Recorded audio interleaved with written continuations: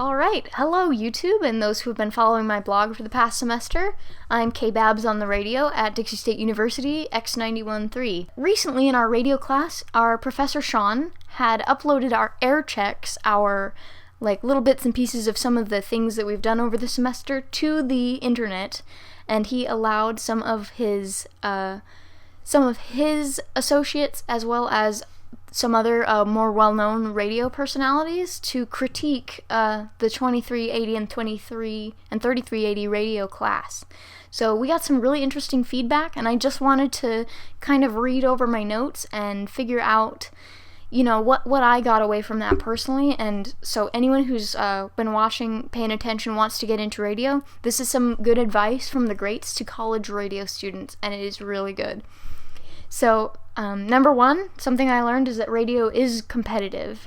A lot of people think that it's not very difficult to get into radio because it's a lot easier once you get an internship. But as it turns out, those internships are really hotly sought after. So the more that you have in your portfolio when you first start, the better.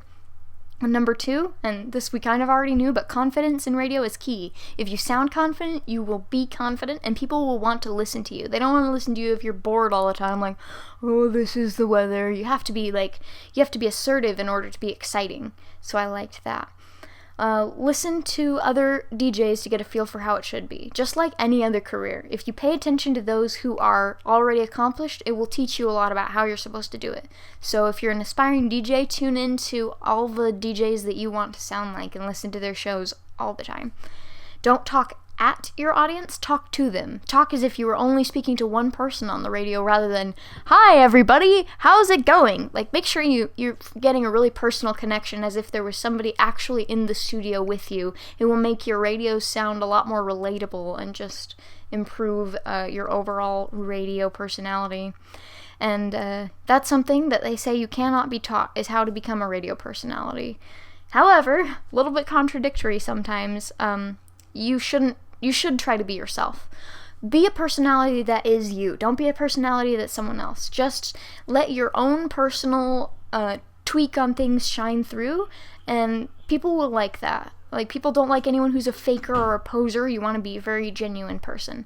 Adding a smile to your voice is a great way to make your voice sound more enthusiastic, and people can actually hear the difference. If you're smiling over the radio, then people will hear that smile in your voice, and it will make you sound more friendly.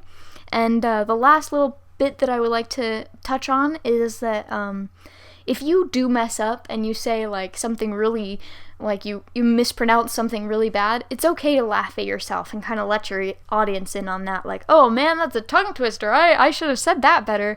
It's okay to be that real person that we talked about. So obviously be prepared, know what you're going to say and how you're going to get from one thought to the next. But if you do flub up and you kind of are embarrassed about it, acknowledge it. Say who you are, and as it turns out, that might be your next claim to fame. It might make you a really lovable person and might help you get to the next stage in life. So that's my blog. It's been really fun being in the Intro to New Media class, and as well as the radio class. We're looking forward to a great new semester.